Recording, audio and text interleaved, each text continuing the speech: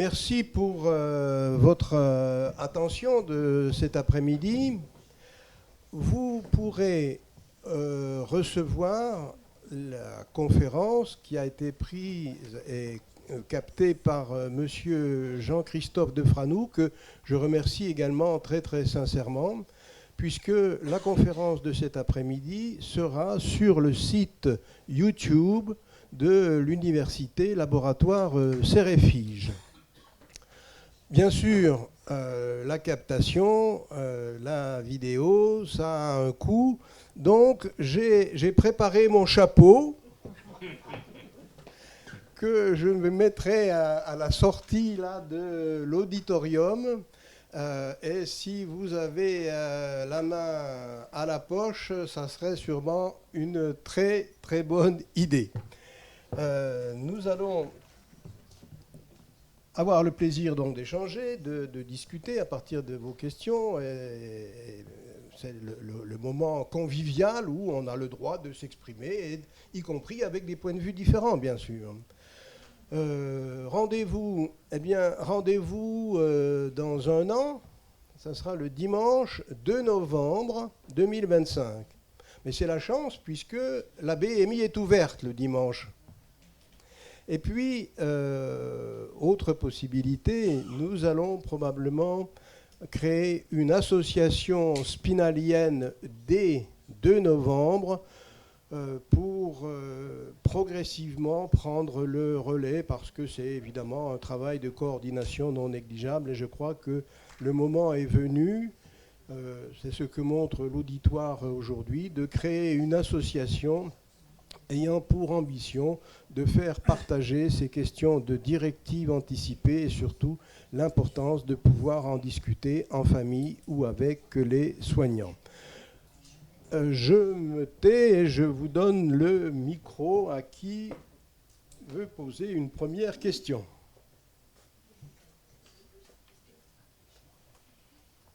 Question, vous êtes soignant? Question, oui. Oui, je m'en veux de reprendre la parole, mais simplement, je voudrais dire, ça n'a pas été dit, ça c'est important, il faut bien faire la distinction entre personne de confiance et personne à prévenir, parce que ça a des conséquences importantes. La personne de confiance, c'est celle qui a un mandat pour vous représenter. La personne à prévenir, ça n'a rien à voir. Ça peut être le fils, la fille, pour que l'annonce du décès soit faite. Et c'est très important parce que ça peut avoir des conséquences graves. Oui. Effectivement, monsieur, vous avez raison. La personne de confiance est celle que l'on appelle si le médecin veut la rencontrer, s'il y a des décisions à prendre, et j'en passe. La personne de contact, c'est la personne qu'on appelle s'il faut ramener du linge, s'il faut venir chercher la personne pour la raccompagner à son domicile. Donc, c'est bien de faire la différence. Oui, c'est à vous. Bonjour à tous. Je n'ai pas vraiment une question. Je voulais juste remercier. Moi, je suis infirmière à l'hôpital à Golbet. Je m'occupe de patients en soins palliatifs et je voulais remercier mes collègues aides-soignants d'avoir parlé aussi bien de ce qu'on vit au quotidien, parce que c'est ce que je vis aussi. Et je trouve que le métier d'aide-soignant n'est pas assez mis en valeur dans notre société, parce que c'est vraiment les personnes qui sont au plus proches des patients, qui sont en soins palliatifs ou pas d'ailleurs, et qui font un travail formidable. Donc je voulais vraiment faire reconnaître toute l'importance que vous avez. Et je voulais rajouter une dernière information, parce qu'on a parlé tout à l'heure avec Véronique de l'importance de parler. Le sujet est encore très tabou. Et je voulais vous donner une information. La Société française d'accompagnement et de soins palliatifs met en place depuis 2 ans des sessions de formation gratuites qui sont à destination du grand public que vous êtes, qui s'appelle Dernier Secours. Donc vous pouvez taper Dernier Secours sur Internet et vous allez trouver dans toute la France des sessions de formation qui se passent. C'est un binôme en général soignant et non soignant, mais avec une compétence en soins palliatifs, qui donne une petite information pendant 4 à 6 heures, ça dépend des endroits. Et il y a également des sessions en visio. Et on fait une session avec ma collègue psychologue qui travaille également à Golbet le 20 novembre à la MJC Savouret à Épinal. Et on mettra des dates également en 2025. Tout ça est bénévole et c'est gratuit. Ah, je ne me suis pas présentée. Je m'appelle Vanessa. et je suis infirmière à l'hôpital de Golbet. Je travaille en soins palliatifs parce que nous n'avons pas d'unité de soins palliatifs dans notre département. Mais par contre, il y a ce qu'on appelle des lits identifiés de soins palliatifs qui sont répartis dans certains hôpitaux du département qui accueillent des patients en soins palliatifs. Et dans certains hôpitaux, il y a un petit peu de personnel en plus. Donc moi, je fais partie du personnel en plus à l'hôpital de Golbet. Nous sommes 2 infirmières dédiées pour nous occuper uniquement de ces patients-là. Voilà, donc ça ne remplace pas une unité de soins palliatifs. On ne peut pas faire tout ce que vous avez décrit, monsieur, dans votre unité de soins palliatifs. Mais l'unité de soins palliatifs n'est pas non plus une solution. En général, c'est une petite unité de 10 à 12 lits. Donc pour un seul département, de toute façon, tous les patients en soins palliatifs ne pourront pas aller dans cette unité si un jour elle est ouverte. Et donc les patients meurent dans les services hospitaliers beaucoup. Et voilà, les lits identifiés permettent d'apporter un petit peu plus de plus-value et de confort à leur prise en charge. Merci Vanessa. Je crois que nous aurons bientôt une unité de soins palliatifs, mais pas nécessairement dans l'agglomération d'Épinal. Alors, c'est important l'unité de soins palliatifs pour une autre raison. C'est que l'unité de soins palliatifs, c'est aussi un lieu de formation et de recherche.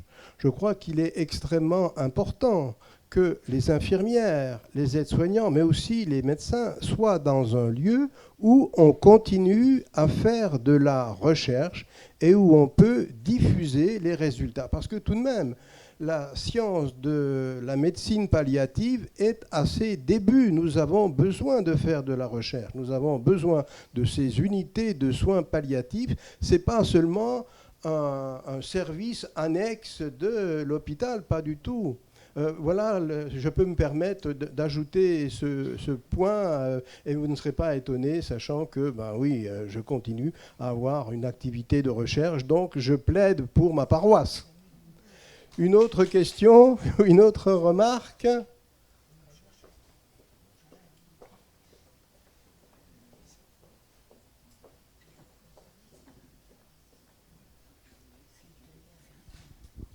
Oui, je pense que dans la vie de tous les jours, la mort a fait peur. Et on a besoin d'en débattre parce que ça fait partie. On est, mais on meurt. Alors il y en a qui meurent plus jeunes que d'autres, mais avoir le débat, rien que le débat, parce qu'en fait, on s'aperçoit, y compris dans les familles, que c'est un tabou, la mort. Et donc, je crois qu'il faut franchir ce pas pour justement aller plus loin. Et je pense que dans l'éducation que nous devons avoir de notre vie, cette question-là soit abordée carrément, simplement, parce que ça fait partie de la vie. Merci. Peut-être une ou deux dernières questions. Nous débordons un peu de l'horaire prévu et surtout, je ne voudrais pas créer de difficultés avec la BMI qui nous héberge si aimablement. Une dernière question. Deuxième, non. Bien, écoutez, je crois que nous allons en rester là. Monsieur le maire, la conclusion, c'est à vous. Bien, bonsoir mesdames et messieurs. Je voudrais déjà m'excuser parce que je suis arrivé avec un peu de retard, tout simplement parce que nous étions à quelques mètres d'ici, puisque une jeune fille a trouvé la mort jeudi soir dans un accident de la route, un accident dramatique. C'est une agente de la ville d'Épinal et donc nous étions à une centaine ce soir à nous recueillir là où elle a été fauchée. Et voilà, donc ce qui explique mon retard. Je voudrais, dans mes premiers mots, remercier Alain Antoine, professeur émérite de l'Université de Lorraine, d'avoir associé la ville d'Épinal à cette conférence. Je voudrais remercier également la directrice de la BMI qui nous a accueillis en cette fin d'après-midi. Puis je voudrais bien sûr saluer tous ceux qui sont intervenus, saluer leur professionnalisme, leur expertise.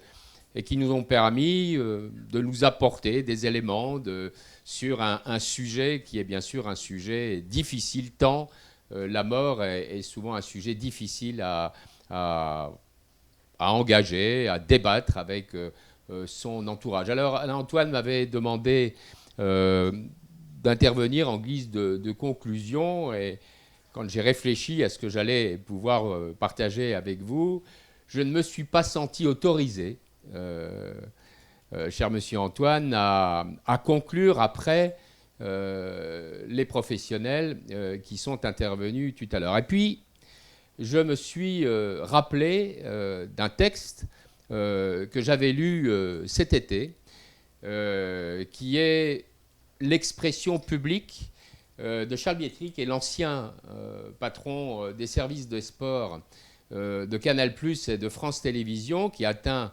de la maladie de Charcot et qui avait souhaité s'exprimer. Alors, pour comprendre ce texte qui dure 2 minutes, il faut le replacer dans son contexte. On est à quelques jours de voir ce projet de loi inscrit à l'ordre du jour de l'Assemblée nationale. Et donc, c'est dans ce cadre-là qu'il a voulu s'exprimer. Les 3 coups frappés discrètement à la porte de ma chambre auraient dû m'alerter. L'entrée de 3 médecins au visage impassible aurait dû m'inquiéter.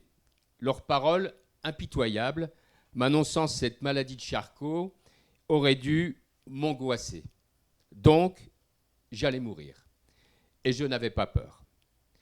Un peu sonné, certes, pendant quelques secondes, une plongée dans Internet pour en savoir plus sur cette sclérose latérale amyotrophique, et enfin, une discussion avec moi-même, et j'étais prêt pour le combat. Car avant de parler de notre fin, je voudrais dire à mes camarades malades que, aussitôt le diagnostic connu, ça veut aussi dire qu'il nous reste quelques mois ou quelques années à vivre. Ne les gâchons pas, elles sont bien sûr trop précieuses. Un peu sonné, certes, pendant quelques secondes. Elles sont trop précieuses. Je ne marche plus, mais tous les jours, je grimpe sur un vélo d'appartement. Je me mets dans les mains de Jean-Baptiste, mon indispensable kiné. J'essaye de barboter dans une piscine. Je ne parle plus, mais je peux toujours écrire sur mon ordi. Je peux lire, je peux regarder la télé. Je me sens pas coupé du monde extérieur. Et pour ceux qui le peuvent, il existe une tablette avec le système de commande oculaire TD Pilote et une voix de synthèse créée par Acapella. Mais tout cela ne serait rien si chacun n'était pas entouré d'un profond et indispensable amour. J'ai une femme, 2 enfants, 4 petits-enfants qui sont mon rempart contre l'abandon. Et plus encore, lorsque ma réflexion m'a conduit à penser qu'à la fin de ma vie, ce serait un cauchemar, lorsque j'ai compris que 4 étapes m'attendaient, ne plus marcher, ne plus parler, ne plus avaler et enfin ne plus respirer, lorsque j'ai su que d'atroces souffrances m'attendaient, lorsqu'il m'est devenu évident que les miens souffriraient tout autant de me voir dans mon lit, inerte, sans échange possible, guettant longtemps peut-être un dernier souffle, alors la famille s'est réunie. Non sans émotion, non sans quelques larmes, non sans quelques mains serrées, nous avons décidé que nous ne laisserions pas la mort décider pour nous. Et s'il fallait aller en Suisse, nous irions. Les papiers sont prêts, la réservation est faite et les formalités sont remplies. Avec ma femme et mes 2 enfants, nous partirons ensemble pour mettre un terme à ma merveilleuse vie. Je n'ai toujours pas peur de mourir, mais j'ai peur d'avoir peur durant ce voyage qui sera difficile. Alors j'ai reçu comme un cadeau du ciel le projet d'aide à mourir du président de la République. Plus besoin d'aller en Suisse, plus besoin de se cacher dans le cabinet d'un médecin qui transgresserait la loi, plus besoin de se battre pour qu'on respecte ma liberté. Parce qu'il peut s'arroger le droit de choisir ma mort. Je respecte la position de ceux qui, en bonne santé, pour l'immense majorité, ne pensent pas comme moi, mais je leur dis « laissez-moi mourir tranquille ». Je leur dis aussi « laissez-moi continuer à combattre la maladie. Et je dis à tous mes copains malades, accrochez-vous. Les recherches avancent. Quelques-uns d'entre nous seront peut-être sauvés. Pas moi, sans doute, mais au moins j'aurai vu une première avancée, encore insuffisante, dont je pourrais profiter, et qui me permet de conclure que c'est un petit pas pour l'humanité, mais un grand pas pour la dignité. Voilà. Je trouvais que ce texte pouvait conclure cette fin d'après-midi. C'est à la fois un hymne à la vie et à la fois un droit à mourir dans la dignité. Merci.